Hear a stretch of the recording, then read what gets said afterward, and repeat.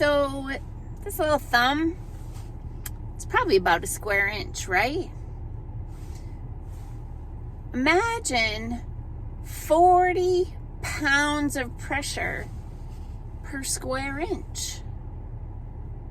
That could cause some damage, right? If you put 40 pounds of cement on your thumb all in the one spot.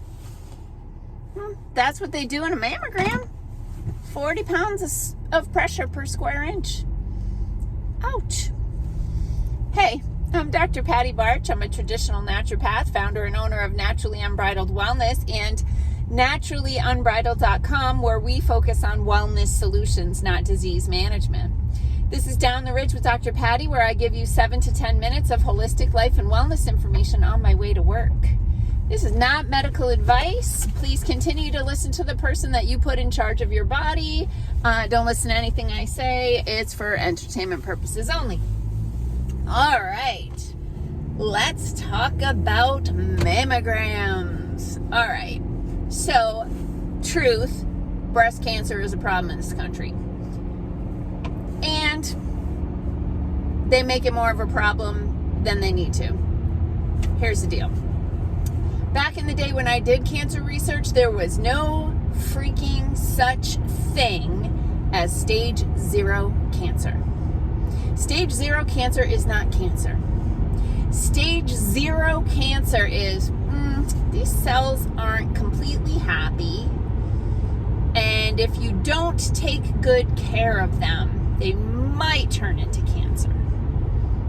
At some point, someday, maybe.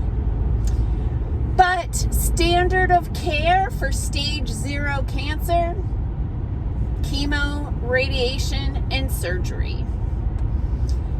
No concept of the fact that the body has healing capabilities if it has what it needs. So stop putting in the bad stuff, put in the good stuff. Okay, so there's a few things about mammograms that drive me crazy. And one, it's 16 or 17 states, it's the law in 16 or 17 states that if you have dense breast tissue, that they tell you that mammograms are a poor screening tool for you. Why is that? Because you can't see the forest for the trees. Because when they do a mammogram on dense breast tissue, everything lights up white. They can't see little calcifications in this dense tissue. So women with dense breasts are the most likely to get recalled for additional mammograms, more radiation, more crushing, more like stress and embarrassment while somebody like manhandles your parts and shoves them in between a couple of plates and irradiates them, because like, let's not talk about the fact that radiation is a known cause of DNA mutations, which can lead to cancer. Let's not talk about that part. What was I going to say about that? Sorry, I broke a nail as I was driving down the ridge here. I don't know what happened, and so that distracted me too. Okay, so, so the dense breast tissue, more likely, hi little squirrel, than not to get called back for unnecessary repeat mammograms, which they're not going to see anything any better because your breast didn't become undense in a week. But also most likely to be subjected to unnecessary biopsies, right? And biopsies are a form of surgery. So they puncture the skin, penetrate the breast. There's an opportunity for infection there, and then you're creating a wound, which increases circulation. So if there are cancer cells there, they're providing them with more nutrients and oxygen. Although cancer doesn't thrive in a high oxygen environment, but it's more of they're getting their own blood supply, so that's not good. Okay, so the other bit of brilliance that's been introduced in recent years is if they take a picture, an x-ray of your breast, and they see a little bit of calcification. Mind you, calcification is not cancer, okay? But if they see a little bit of calcification in there, they're going to go in and they're going to do that biopsy. And while they're in there, they're going to leave a little titanium chip so they can find it better the next time. I'm like, if it's a problem, shouldn't you just see it anyway? You saw it this time. If it's getting worse, you should see it even easier.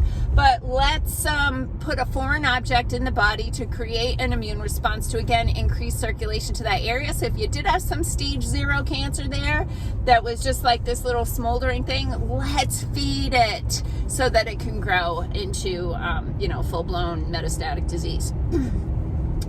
So, do I think that breast health monitoring is important? Yeah, I do.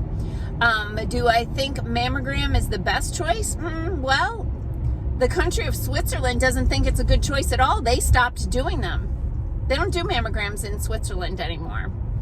The Canadian Health Authority, or whatever name they go by, Canada has public health care. They did a long-term study with tens of thousands of women, and they studied them for decades. I don't remember the complete duration of the study. And they compared them in 2 groups. They had one group that did mammograms every year, and they had one group that just had a breast exam by their physician, their practitioner. So one group just had their breast exam. The doctor palpated the breast tissue to feel for any lumps. The other group got mammograms. And guess what the outcome of the study was? No advantage to mammograms. They were statistically identical. Something like one more person in one group versus the other, but that's in a group of tens of thousands, that's a statistical dead heat.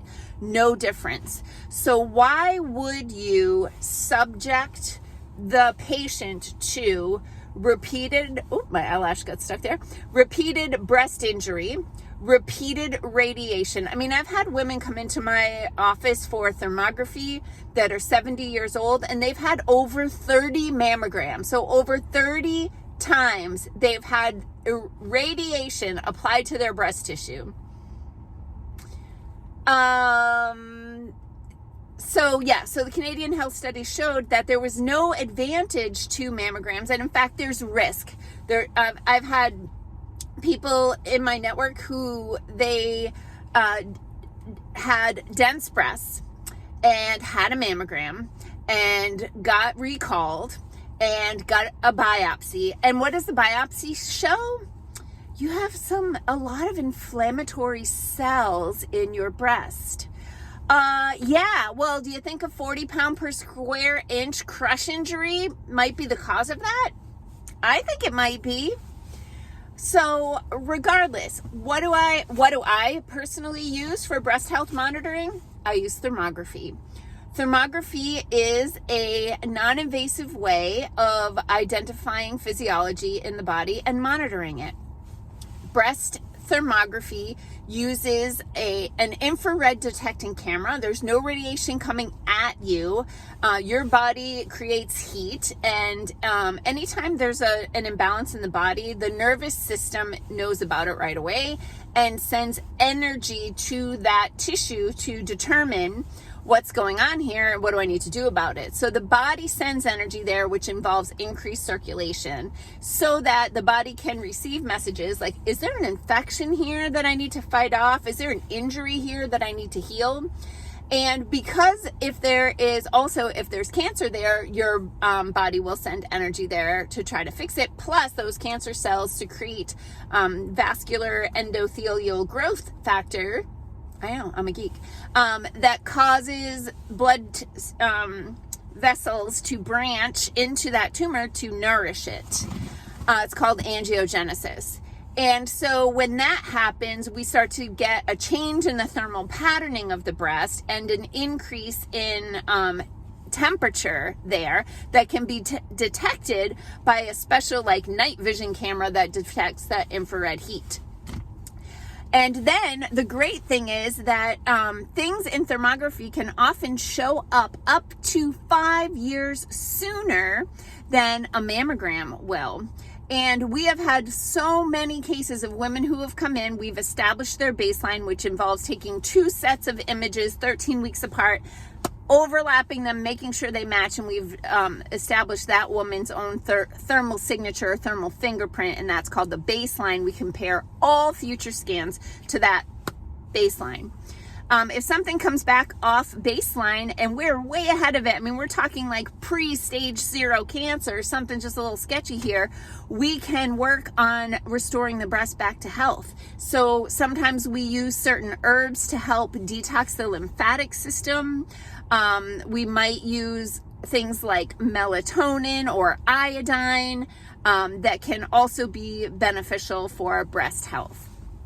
So fundamentally, there are ways to assess breast health, breast exam, thermography, that cause no injury and have no detriment compared to mammograms, okay?